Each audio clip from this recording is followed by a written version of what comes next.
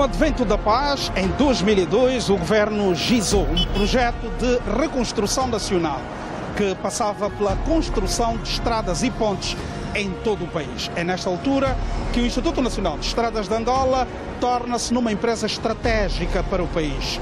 Joaquim Sebastião dirigiu o Instituto Nacional de Estradas de Angola por 2 vezes e movimentou milhões de dólares norte-americanos. Hoje é acusado pela Procuradoria-Geral da República de enriquecimento ilícito. Nesta reportagem, vamos mostrar documentos inéditos que revelam como funcionava o esquema de corrupção no INEA.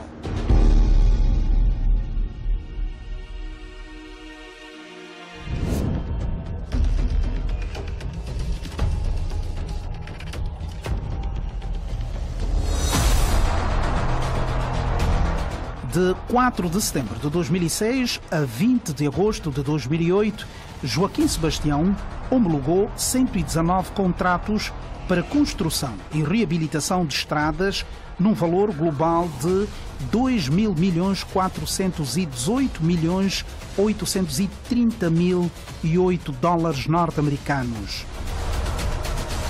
Só a empresa DAR, por exemplo, assinou 11 contratos num valor de 45 milhões de dólares, como mostra este despacho de 1 de fevereiro de 2008, de homologação de contrato assinado pelo representante da empresa DAR, Ranzi Klink, e Joaquim Sebastião, no valor de 714.085 dólares e 35 cêntimos. Esta planilha mostra o número de contratos homologados entre o INEA e a empresa BDM, representada por Carlos Fernando Mota Calier, que viu ser adjudicada 10 obras, num total de quase 59 milhões de dólares norte-americanos. Só para a reabilitação da Estrada Nacional 350 entre o Beilundo e Mungo, numa extensão de 65 km, a BDM encaixou 1.830.470 dólares norte-americanos em 2007. Uma das construtoras que mais encaixou dólares americanos com a adjudicação de obras do INEA é a Carmon.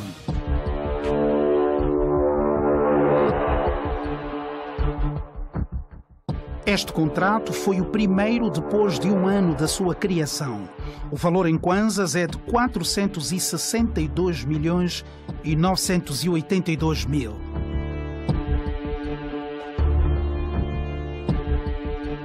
Em novembro de 2008, recebeu muito perto dos 93 milhões de dólares norte-americanos.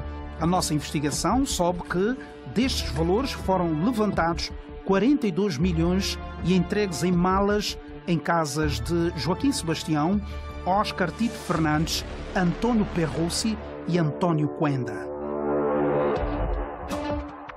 No segundo contrato, a Carmon encaixou 298.895.465,89 cêntimos.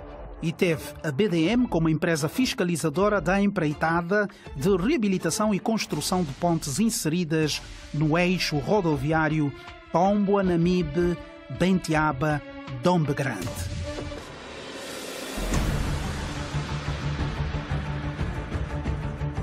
Joaquim Sebastião é sócio das 2 empresas.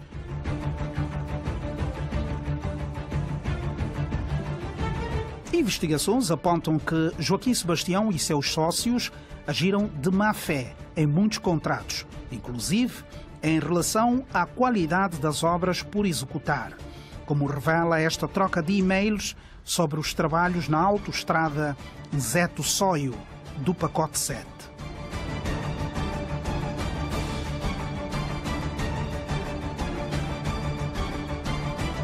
Podemos apresentar pelo menos 5,5 milhões de dólares realizados e não realizados. Por favor, aconselhar que itens podem ser retirados da planilha. Num outro e-mail, há uma ordem para que sejam liberados os seguintes valores: $3.000, valor acertado com um cidadão identificado apenas como Dr. Nelson, para fazer aquilo que a nossa investigação considera corromper os fiscais de campo para liberação de vigas reprovadas. E 300.000 kwanzas que deviam ser entregues em mãos a um senhor identificado apenas como Dr. Anand.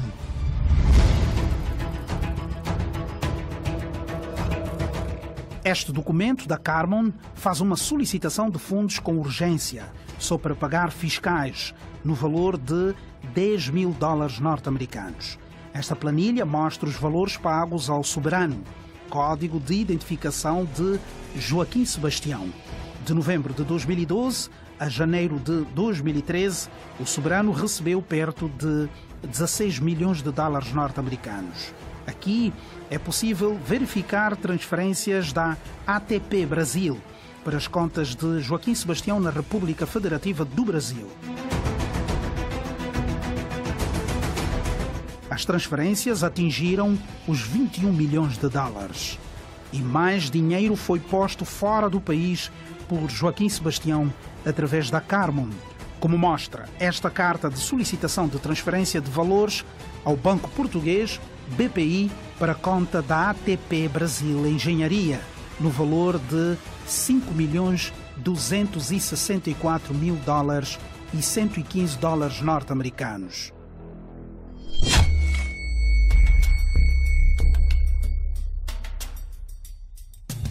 Esta planilha mostra como eram divididos os valores com todas as partes do alegado esquema de corrupção no INEA. Aqui são descritos os movimentos denominados Distribuição, Soio 2 e Namib. Na planilha há uma descrição de valores entregues em mãos, depositados em contas particulares. Há valores que serviram para pagar viagens a Londres. Salta-nos à vista os $50 mil entregues por Perrussi a miúda no dia 10 de maio de 2013. Quem é a miúda? Depois de uma apurada investigação, ficamos a saber que o código miúda servia para identificar nas planilhas a cidadã angolana Mayra dos Santos, ex-esposa de Zeno dos Santos. E há mais.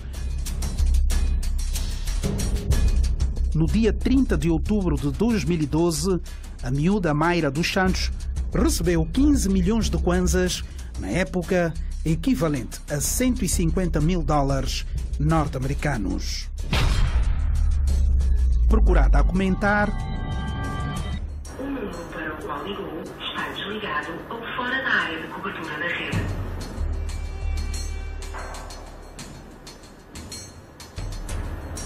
O número que marcou está desligado numa área sem cobertura. Por favor, tente mais tarde.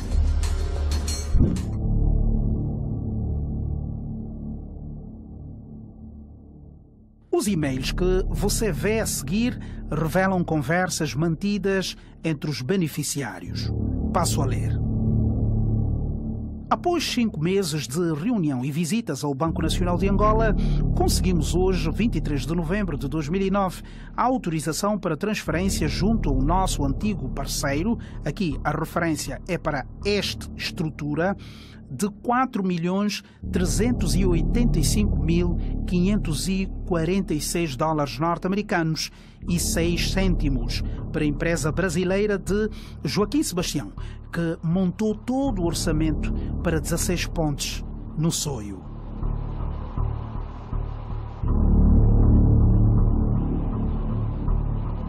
Neste outro e-mail, ao Perrussi, é apresentado os troços onde a empresa Engevia tem condições de atuar de imediato e por ordem de preferência. A par destas obras, a Engevia ficou com obras em Benguela, Balombo e Banga Ganda, 123 km por $92 milhões. Huila, Kakonda, Chikonga, Matala, 146 km por $109 milhões.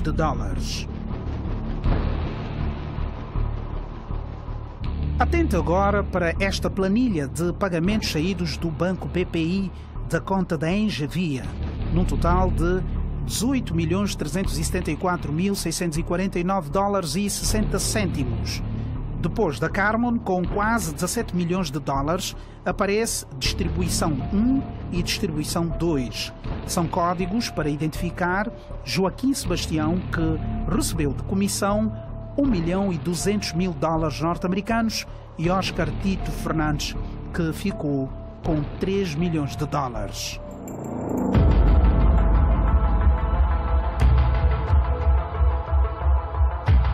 Este documento da Carmon mostra mais uma transferência de $4.200.000 dólares para a conta de Tito Fernandes e Joaquim Sebastião para um banco americano em Nova York. Nesta outra planilha, encontramos os valores transferidos para a Telabel, a empresa portuguesa que transferia valores para Oscar Tito Fernandes e Joaquim Sebastião. Só da conta no BPI foram transferidos exatos $31.019.400 dólares norte-americanos. A nossa fonte disse-nos que todos os contratos em que Joaquim Sebastião terá agido como treinador e árbitro foram homologados pelo Tribunal de Contas sem qualquer constrangimento. A fonte da PGR reforça que o processo ficou facilitado porque dentro do tribunal estava um primo de Joaquim Sebastião, Hélder João Bege, a quem a fonte chama de o facilitador. Foi chefe da 3ª Divisão da Direção dos Serviços Técnicos do Tribunal de Contas e chegou a ser administrador da AGT.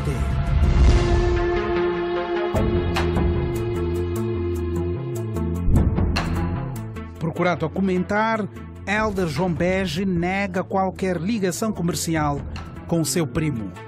Quem homologa os contratos do Tribunal de Contas são os juízes conselheiros.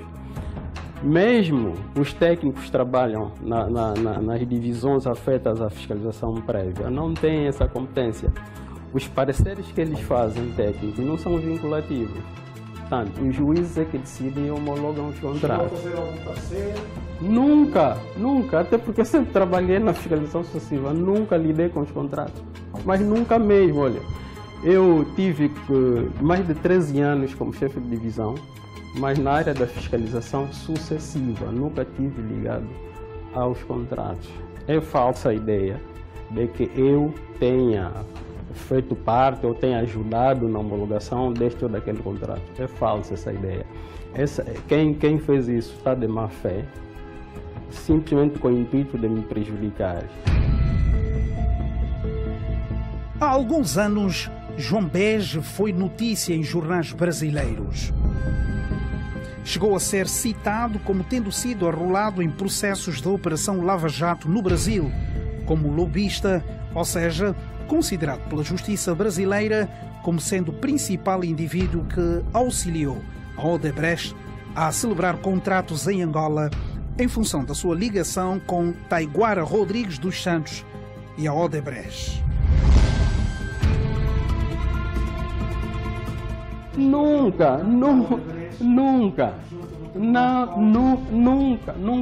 Eu não conheço ninguém na Odebrecht. Está me engano. Eu não conheço ninguém na Odebrecht. Estou numa casa, num apartamento a pagar renda. Estou a pagar renda. Fala-se muito aí que o Joaquim Sebastião ajudou muita gente, não sei o quê. Mas o Joaquim ajudou muita gente, menos a família. E eu sou um dos que estou aqui, que infelizmente estou a aparecer nesse processo. Eu não tive benefício nenhum.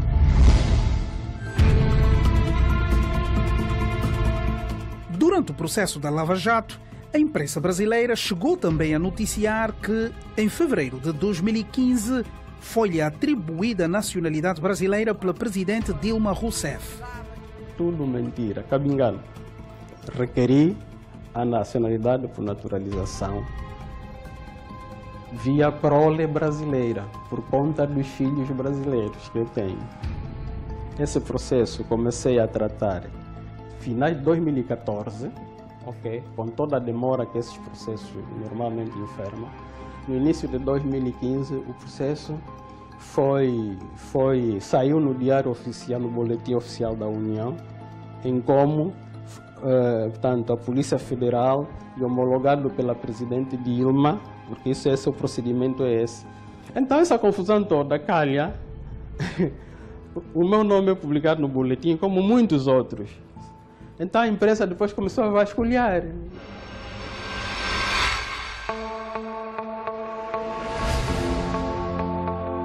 A sua empresa, Exergia Projetos de Engenharia S.A. Angola, tem negócios com o português João Pinto, na Exergia Portugal e com a Exergia Brasil, representada por Taiguara, sobrinho de Luiz Inácio Lula da Silva. Fui vítima do facto de haver essa conexão com o Taiguara. E isso foi especulado pela imprensa jornalística sensacional no Brasil. E o que há é que são aqueles extratos que vai encontrar espalhados na internet. No Google, por exemplo, se eu for lá, vai lá aparecer muita informação, a me ligar o Taiguara, a falarem mal dos lobistas, não sei o quê, o Helder, não sei o quê. Epá, porque que eu tenha influenciado em alguma coisa que me tenha beneficiado, nunca me engano. Porque senão eu teria sido arrolado e arguido, ter considerado arguido no processo do Taiguara. Não fui.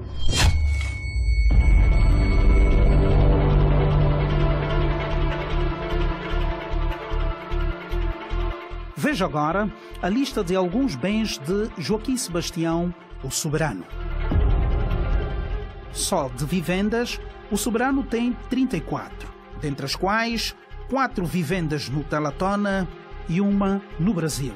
8 apartamentos, 4 na Maianga e 4 em Portugal. Uma sala no Hotel Mundial, um terreno de 19 hectares no perímetro do Gadaki e um resort junto à praia da Nicha e um campo de treinamento desportivo no Sequele.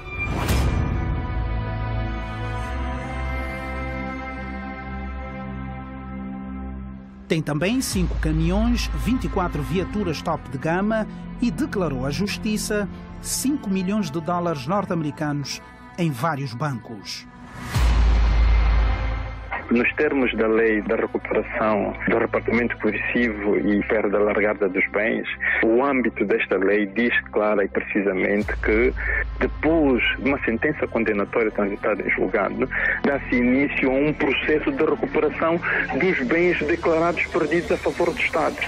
Depois de uma condenação. Então, como nós não estamos diante de uma condenação, não há uma acusação sequer, nós preferimos, como advogados, manter-nos em silêncio, estamos a dar esse esclarecimento necessário por causa deste desvio, porque só depois disto é que se pode falar verdadeiramente de um processo de recuperação de ativos. Antes disto, independentemente de existir fortes indícios de culpabilidade ou não, há aqui a presunção de inocência. Joaquim Sebastião terá constituído várias empresas, dentre as quais estão a Telabel, Queiroz Galvão, BDM Engenharia e Tecnologia, Carmon, Engevia, MCA, Encoens, Linfa Motors e a Multicorp. Em todas são apontados Oscar Tito Fernandes, António Quenda, António Perrussi e Mayra dos Santos como seus testas de ferro. Já no fim da nossa investigação, tivemos acesso a este contrato fictício entre a Carmon e a ATP Engenharia para legalizar a saída de dinheiros do país. Acredita-se que, por esta via, mais de 18 milhões de dólares norte-americanos tenham sido transferidos para Portugal. No Banco Valor, Oscar Tito Fernandes agia também como testa de ferro de Joaquim Sebastião. Não é surpresa para ninguém. Todos os amigos que se achavam amigos o abandonaram. Sim, que ele ajudou. E muitos desses supostamente se enriqueceram.